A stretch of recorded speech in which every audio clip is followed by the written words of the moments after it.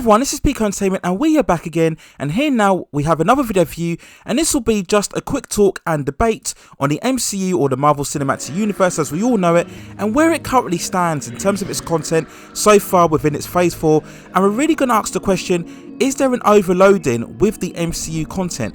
Not necessarily in terms of fatiguing an audience, but more in terms of cannibalising itself. Now, what do I mean by this? Well, is the content essentially overriding itself in terms of interest, almost an oversaturation? Now, normally we'd see a movie or a TV series, when it's announced from a franchise, we would have months of speculation and buzz surrounding that singular piece of content, really letting the hype build up until its overall release, and if the film was good or great even, there would even be a post-buzz period where we talk about the quality of the overall movie, and this would really give that piece of content an exclusivity and uniqueness about it.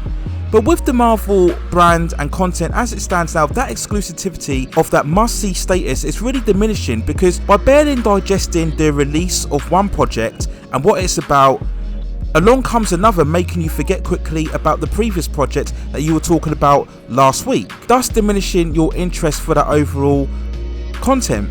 Now, of course, it's been like this for a while, where we've had a constant wave of the MCU content.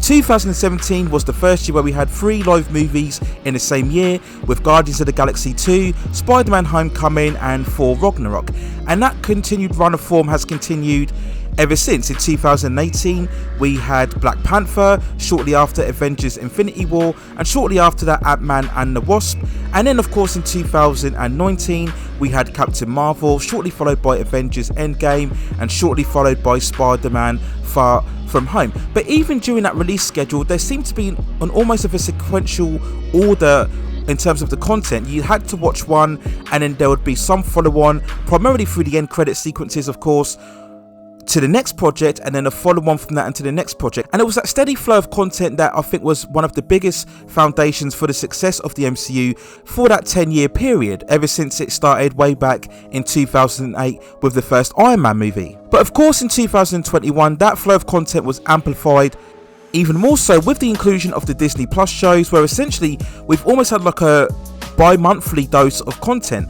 Of course, the 3 Disney Plus shows we're talking about is WandaVision, Falcon and the Winter Soldier, and that came around within 3 to 4 weeks of one another. When WandaVision finished, we had all the hype and buzz and discussion, and then 3 weeks later we had Falcon and Winter Soldier, and then I believe it was around a 5 to 6 week period before we had Loki come along, which I believe was released around June. But even with that release schedule, there seemed to be some form of break where we could take a rest and digest what had gone on previously before moving on to the next project. And now of course the content has been accelerated even further, because we had the release of Black Widow back in July of course, and then we've got Shang Chi coming in just under a week now on September the 3rd. Now with that release, all of the discussion, all the chat should be around Shang Chi in terms of its release date. And of course we've had the red carpet premiere in Los Angeles recently. I've had the first initial wave of positive reviews, which is what you're always going to get when the film opens 2 weeks prior to its overall release. But then after that we had the Eternals trailer drop a week later. Now, given your reception to that trailer, whether it was positive or the negative, the fact is the debate surrounding that project took away any buzz or discussion around Shang-Chi.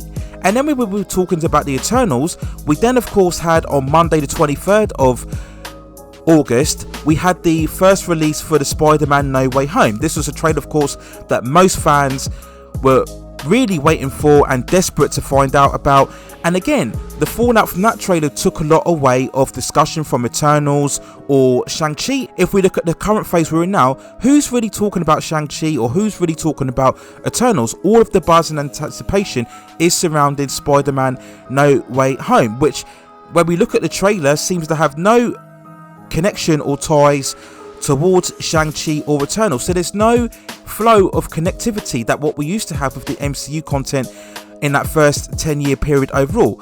It's a case now where people are feeling, well, I could skip Shang-Chi and skip Eternals and just go forward to Spider-Man No Way Home. And if you look from that trailer of course, and you can check out my breakdown within this channel, that has ties to the overall multiverse, which we all know will have links to Doctor Strange and the Multiverse of Madness, which is coming later on, and even that will have perhaps links to the Ant-Man and the Wasp 3 Quantumania as well. So Spider-Man No Way Home feels more of that exclusive piece of content from Marvel, that we can go in and enjoy what's going on with Spider-Man, and then it will leave hints as to what's dropping ahead within the future. Shang Chi and Eternals don't feel like that, and I think that's the overall problem. In many ways, Spider-Man No Way Home has kind of cannibalised both Shang Chi and Eternals to the point where the interest levels have really dropped. Now, of course, I do understand that the overall reception to both Shang Chi and Eternals was very mixed overall in terms of the trailers and the plot synopsis, and I've already covered in previous videos the reasons behind why maybe the hype isn't as great, particularly in terms of Shang-Chi as well. But despite that, there still should be some sort of exclusiveness about Shang-Chi. As I mentioned before, all the talk should be about it, but it's kind of been superseded now, along with the Eternals as well. And that's the worry going ahead forward for the MCU and the content, if it wants to continue on this daily dose of releasing their content along with the movies and the shows. Are we going to lose that must-see value in terms of the MCU because the characters aren't as well known and they don't quite have that must-see factor as what we did in previously when going from phase 1, phase 2 and phase 3, or are we already there in terms of overloaded in terms of the Marvel content? So this is just something I think Marvel really has to take into consideration, not necessarily when dealing with its more established characters, but more in so when it introduces the newer characters that are lesser known in terms of Shang-Chi and Eternals, of course, and later on, of course, we are getting the likes of Moon Knight, Miss Marvel as well. I won't include She-Hulk because in general we do know what She-Hulk is, and she's had a long-standing reference in terms of the comic books. So Marvel just has to be careful that in really unloading this whole batch of content on viewers in both its theatrical releases and its Disney Plus shows, and remember, we are all connected together even with the upcoming multiverse as well. It just has to be careful that some characters don't get lost in the shuffle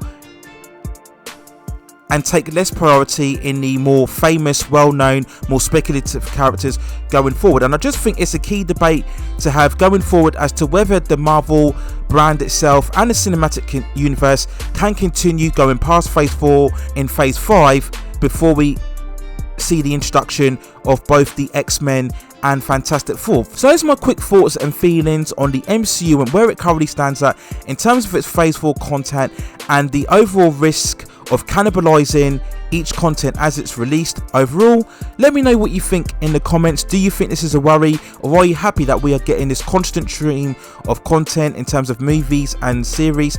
And do you think this is the best way to go for the MCU to sustain itself going ahead for the next 5 to 10 years? Let me know your thoughts in the comments. Also, please hit and like those subscription and notification buttons so I can provide you with more high quality content like this in the future. But that's it for now. Take care of yourselves, stay at safe distances, and I will see you very, very soon.